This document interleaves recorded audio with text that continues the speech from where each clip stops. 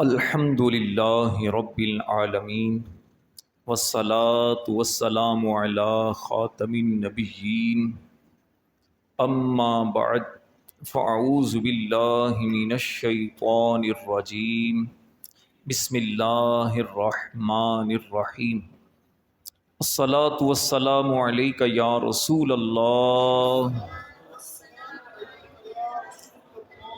وعلى آلك وأصحابك يا حبيب الله الصلاة والسلام عليك يا نبي الله وعلى آلك وأصحابك يا نور الله نویت سنت الاعتکاف۔ سرکار دو جہاں مکی مدنی سلطان رحمت عالمیان صلی اللہ علیہ وآلہ وسلم کا فرمان عالی شان ہے، جو مجھ پر ایک مرتبہ درود پڑھتا ہے اللہ اس پر 10 رحمتیں نازل فرماتا ہے، جو مجھ پر 10 مرتبہ درود پڑھتا ہے اللہ اس پر 100 رحمتیں نازل فرماتا ہے، جو بندہ مجھ پر 100 مرتبہ درود پڑھتا ہے اللہ کریم اس بندے کی دونوں آنکھوں کے درمیان یعنی پیشانی پر لکھ دیتا ہے یہ بندہ منافقت اور جہنم کی آگ سے آزاد ہے، اور قیامت کے دن اللہ کریم اس بندے کو شہیدوں کے ساتھ رکھے گا۔ اپنی عادت بنائیے، جب جب موقع ملے درود پاک پڑھا کریں، نمازوں کے بعد، نماز سے پہلے صلی اللہ علیہ وسلم الصلاۃ والسلام علیک یا رسول اللہ، جو آپ کو درود پڑھنا آسان لگے اسی طرح درود پڑھا کریں۔ صلو علی الحبیب صلی اللہ تعالی علی محمد وعلی آلہ وصحبہ وبارک وسلم صلاۃ و سلاما علیک یا سیدی یا رسول اللہ وعلی آلک واصحابک یا حبیب اللہ۔ ابھی جو ماہنامہ فیضان مدینہ آیا ہے اس بار ربیع الاول کا، الحمدللہ اس ماہنامہ کے اندر میرا بھی ایک مضمون ہے، طویل مضمون ہے، رسول اللہ صلی اللہ علیہ وسلم کا ذوق عبادت، اس موضوع پر یہ مضمون میرا اس ماہنامہ کے اندر ہے، تو اسی مضمون کو کچھ حصہ آپ کے سامنے انشاءاللہ الکریم بیان کروں گا۔ سید عالم نور مجسم شاہ عرب و عجم صلی اللہ علیہ وآلہ وسلم دین اسلام کی تعلیم و تبلیغ کی دن رات کی مصروفیات کے باوجود اللہ رب العزت کی عبادت کیا کرتے تھے۔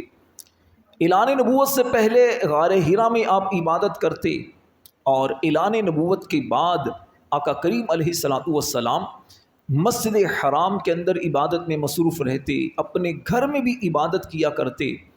نماز جب فرض ہوئی تو اس کے بعد آقا کریم علیہ السلام کا معمول بعض اوقات ایسا بھی ہوتا کہ ساری رات نبی پاک علیہ السلام اللہ کریم کی عبادت کیا کرتے تھے۔ سیدہ عائشہ صدیقہ طیبہ طاہرہ رضی اللہ تعالی عنہا نے ایک مرتبہ نبی کریم علیہ السلام سے عرض کیا، یا رسول اللہ اتتکلف ھذا، آپ اتنی زیادہ عبادت میں مشقت کیوں برداشت کرتے ہیں، کیوں اتنی زیادہ عبادت کرتے ہیں کہ آپ علیہ السلام کے مبارک قدم حتی تورمت قدماہ سوج جایا کرتے تھے۔ پیارے آقا علیہ الصلوۃ والسلام نے ارشاد فرمایا، افلا اکون عبدا شکورا، اے عائشہ کیا میں اپنے رب کا شکر گزار بندہ نہ بنوں؟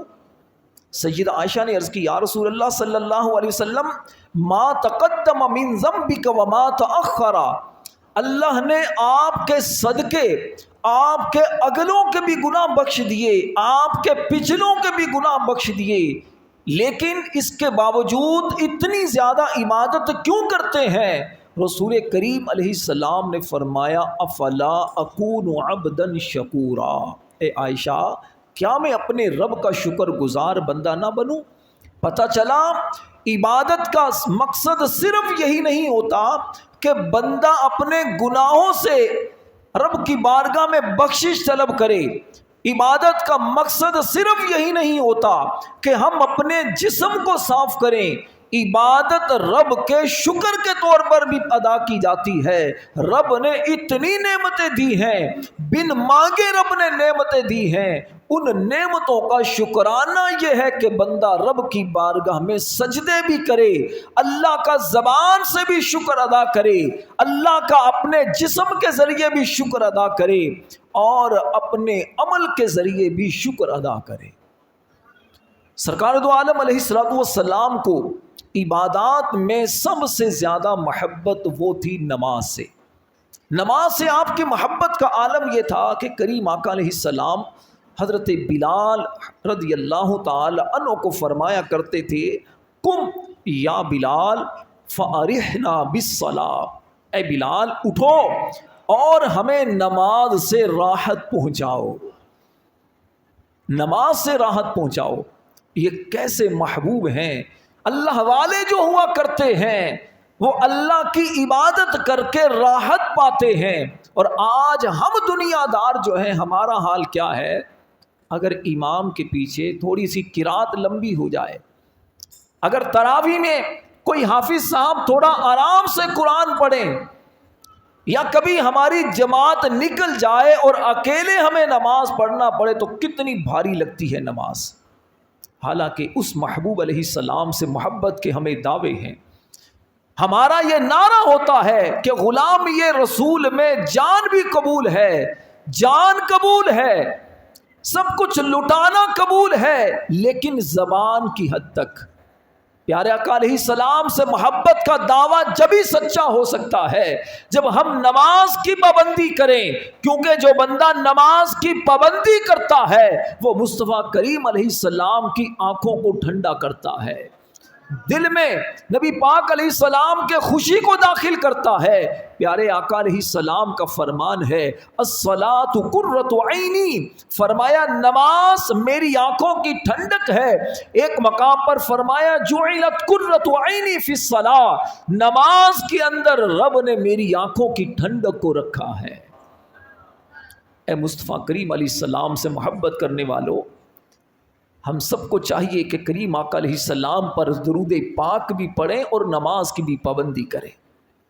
آج بڑی اہم رات ہے، نبی پاک علیہ السلام کی ولادت کی رات ہے، 12ویں شب ہے۔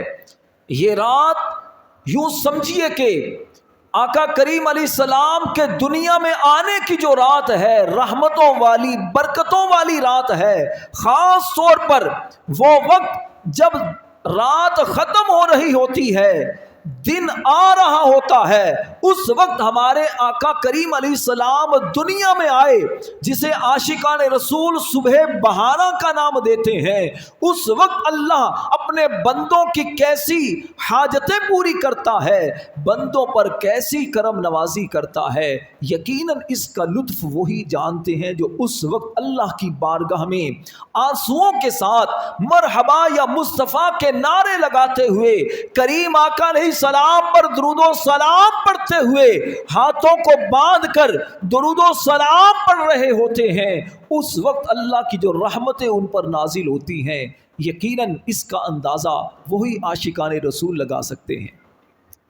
اللہ تعالیٰ صبح بہارا آقا کریم علیہ السلام کی محبت میں ہم سب کو درود و سلام پڑھنے کی توفیق عطا فرمائے۔ نبی کریم علیہ السلام کی نماز کی کیفیت کیسی ہوا کرتی تھی، ذرا سماعت کیجئے۔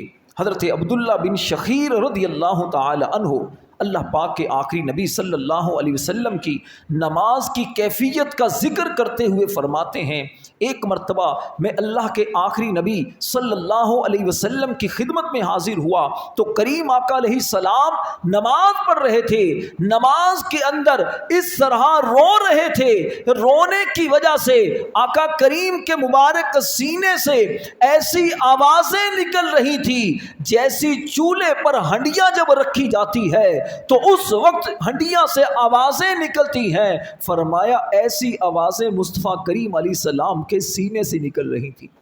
ذرا غور کیجئے، کیا کبھی ہماری بھی نماز کے اندر ایسی توجہ ہوتی ہے؟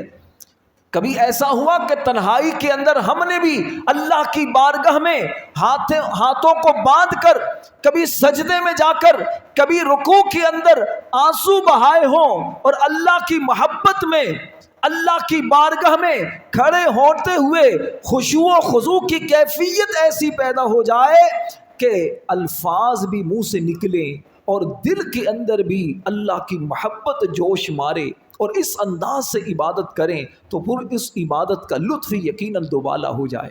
لیکن عموماً ہماری نمازیں وہ ہمارے سامنے ہیں، ادھر نماز میں ہوتے ہیں، توجہ ہماری کہیں اور ہوتی ہے، توجہ کہیں اور ہوتی ہے. دن بھر کے اپنے معاملات سوچ و بچار وہ نماز میں کرتے ہیں. عموماً نماز کے اندر وہ ساری باتیں یاد آ رہی ہوتی ہیں جو دن بھر میں یاد نہیں آتی، کیونکہ نماز جب بندہ پڑھ رہا ہوتا ہے خاص اللہ کی رحمتیں اس پر نازل ہو رہی ہوتی ہیں، اور شیطان کبھی نہیں چاہتا کہ آقا کریم کا امتی مسلمان نماز توجہ کے ساتھ پڑھ سکے، وہ وسوسے ڈالتا ہے. اس کا ایک طریقہ یہ بھی ہوتا ہے کہ جب بندہ نماز پڑھے تو اپنی توجہ رکھنے کے لیے اپنی نظر کا استعمال درست کرے. جب قیام میں ہوں اس وقت دیکھیں جس جگہ آپ سجدہ کرتے ہیں. اسی طرح جب آپ رکوع کریں تو پھر آپ اپنے دونوں پاؤں کے درمیان انگوٹھوں کی طرف دیکھیں. اسی طرح جب آپ رکوع کریں تو رکوع کے اندر اپنی ناک کی نوک کی طرف دیکھیں. آپ اسی طرح جب اتحیات میں بیٹھیں تو پھر اپنی گود کی طرف دیکھیں. یاد رکھیں نماز آنکھیں کھلی رکھ کے پڑھنا زیادہ فضیلت رکھتا ہے، کیونکہ آنکھوں کی بھی عبادت ہے کہ آنکھیں کھلی رہیں، توجہ نماز کی جانب ہو. اگر کسی کو لگے کہ آنکھیں کھلی رکھ کے پڑھتا ہوں، توجہ ادھر ادھر ہٹتی ہے، آنکھیں بند کر کے نماز پڑھنے میں مجھے زیادہ کیفیت ملتی ہے، تو پھر وہ آنکھیں بند کر کے بھی نماز پڑھ سکتا ہے، ورنہ بلا وجہ آنکھیں بند کر کے نماز پڑھنا یہ مکروہ ہے. اسی طرح تنہائی کے اندر نماز پڑھیں، اس کا اپنا ہی مزہ ہے. خاص طور پر نفل جو ہیں، تہجد کے نفل ہیں، اشراق و چاش کے نفل ہیں، یا اوابین کے نفل ہیں، یا ویسے ہی عبادت کے لیے آپ جو نفل پڑھتے ہیں تو تنہائی کے اندر گھر کے اندر پڑھیں، انشاءاللہ اس کا مزہ ہی کچھ اور ہے اور ثواب بھی زیادہ ہے. پیارے آقا علیہ الصلوۃ والسلام تمام عمر نماز تہجد کے پابند رہے، چونکہ تہجد کی نماز نبی پاک علیہ السلام پر فرض تھی. ہم پر 5 نمازیں فرض ہیں، نبی پاک علیہ السلام پر 6 نمازیں فرض تھیں. لیکن امت کی شفقت، امت سے محبت کی وجہ سے یہ نماز فرض نہیں امت پر کی گئی. نبی پاک علیہ السلام نماز تہجد کی پابندی کیا کرتے تھے. آقا کریم علیہ الصلوۃ والسلام کی تہجد کی نماز کی کیفیت کیسی ہوا کرتی تھی، حضرت حذیفہ بن یمان رضی اللہ تعالی عنہ روایت کرتے ہیں، ایک رات میں نے نبی کریم علیہ الصلوۃ والسلام کے ساتھ نماز تہجد پڑھی. پیارے آقا علیہ الصلوۃ والسلام نے سورہ بقرہ پڑھنا شروع کی. سورہ بقرہ تقریباً 2.5 پارے کی ہے. فرماتے ہیں میں نے دل میں کہا کہ پیارے آقا علیہ السلام 100 آیتیں پڑھیں گے، لیکن آپ علیہ السلام پڑھتے رہے. پھر میرے دل میں خیال آیا کہ شاید آپ ایک رکعت میں سورہ بقرہ پڑھ دیں گے، مگر آپ علیہ السلام پڑھتے رہے. میں نے سوچا کہ آپ اسے پڑھ کر رکوع کریں گے. آقا کریم علیہ السلام نے پھر سورۃ النساء شروع کر دی، اسے بھی پورا پڑھ ڈالا. پھر آپ علیہ السلام نے سورہ آل عمران شروع کی، اسے بھی پورا پڑھ ڈالا. ٹھہر ٹھہر کر تلاوت کر رہی تھی. جب آقا کریم علیہ السلام پڑھتے ہوئے کسی ایسی آیت کو پڑھتے جس میں اللہ تبارک و تعالیٰ کی پاکی کا بیان ہوتا تو آقا کریم علیہ السلام تسبیح کرتے، اور جب کسی ایسی آیت سے گزرتے جس میں اللہ سے مانگنے کا ذکر ہوتا تو پیارے آقا علیہ السلام اللہ سے سوال کرتے، اور اگر ایسی آیت پڑھتے جس میں پناہ مانگنے کا ذکر ہوتا عذاب جہنم سے یا اللہ کے خوف سے تو اس وقت اللہ سے پناہ طلب کرتے. پھر آپ علیہ السلام نے رکوع کیا اور سبحان ربی العظیم پڑھنے لگے. آپ علیہ السلام کا رکوع کتنا تھا؟ جتنی دیر تک قیام کیا تھا اتنی دیر تک آقا کریم علیہ السلام نے رکوع بھی فرمایا. پھر آقا کریم علیہ السلام نے سمیع اللہ لمن حمدہ ربنا لک الحمد کہا اور طویل وقت تک کھڑے رہے. اتنی دیر تک کھڑے رہے جتنی دیر تک رکوع میں آپ نے وقت لگایا تھا. پھر آقا علیہ السلام نے سجدہ کیا اور سبحان ربی الاعلیٰ پڑھا، اور سجدے میں بھی آقا کریم علیہ السلام نے اتنی دیر لگائی جتنا قیام کے اندر دیر لگائی تھی. یہ نماز تھی ہمارے پیارے آقا علیہ السلام کی. اتنی لمبی نماز پڑھا کرتے، خشوع و خضوع سے نماز پڑھا کرتے، قرآن ٹھہر ٹھہر کر پڑھا کرتے، کیونکہ اللہ کا فرمان ہے یا ایھا المزمل، اے چادر اوڑھنے والے، قم اللیل الا قلیلا، رات کو قیام تھوڑا کم کیا کرو، نصفہ او انقص منہ قلیلا او زد علیہ ورتل القرآن ترتیلا. یہاں تک کہ فرمایا قرآن خوب ٹھہر ٹھہر کر پڑھا کرو. اور ہم کیا کبھی ایسے قاری کو امامت کے مصلی پر اور خاص طور پر تراویح کی نماز میں کبھی کھڑا کرتے ہیں؟ نمازی پیچھے سے بھاگ جاتے ہیں. ایک دن اگر تھوڑا سا ایسا قاری صاحب قرآن پڑھ لیں تو ایسا چاہیے ہوتا ہے. ٹائم دیکھتے کتنی دیر میں بندے نے پہلے دن سوا پارہ کتنی دیر میں پڑھا ہے. تعلمون یعلمون تعلمون والا جلدی جلدی پڑھنے والا ہو، کہتے ہیں یار یہ حافظ بڑا اچھا ہے، پکا حافظ ہے، بھلے سمجھ آئے نہ آئے پڑھنا ہم نے اس کے پیچھے، جو کہ جلدی فارغ ہونا ہے. اور معاذ اللہ اب تو ایک اور نئی بدعت جاری ہو چکی ہے، 3 دن کا 6 دن کا. برا نہیں ہے، لیکن اب یہ 3 روزہ 6 روزہ 10 روزہ 12 روزہ 15 روزہ تراویح پڑھ کے اب وہ یہ سمجھ بیٹھے پورا مہینہ چھٹی ہو گئی. یہ غلط چیز ہے. تراویح تو پورا مہینہ پڑھنے کی ہوتی ہے، تو پورا مہینہ ہی پڑھنا ہوتی ہے. تو اس چیز کا بہرحال خیال کیا کریں. پیارے آقا علیہ الصلوۃ والسلام کی رات کو آرام بھی آپ فرمایا کرتے، عبادت بھی کرتے، پہلے اپنے اہل خانہ کو بھی وقت دیا کرتے تھے تاکہ ہر ایک کو اس کا حق دیا جا سکے. چنانچہ حضرت اسود بن یزید رضی اللہ تعالی عنہ فرماتے ہیں، میں نے ام المؤمنین سیدہ عائشہ صدیقہ طیبہ طاہرہ رضی اللہ تعالی عنہ سے پوچھا کہ رات کو آقا کریم علیہ السلام کا کیا معمول ہوا کرتا تھا. ام المؤمنین سیدہ عائشہ رضی اللہ تعالی عنہ نے فرمایا، پیارے آقا صلی اللہ علیہ وسلم رات کے پہلے حصے میں سو جاتے، پھر اٹھ کر پھر اٹھتے، قیام فرماتے، عبادت کرتے. اس کے بعد جب سحری کا وقت قریب ہوتا تو آقا کریم علیہ السلام اس وقت وطر ادا فرماتے. عشاء کی نماز میں جب پڑھتے تو اس وقت وطر نہیں پڑھتے تھے، بلکہ تہجد کی نماز میں وطر ادا فرماتے. پھر آپ اپنے بستر پر تشریف لے جاتے. پھر اگر آپ کو رغبت ہوتی تو اپنی کسی زوجہ کے پاس تشریف لے جاتے.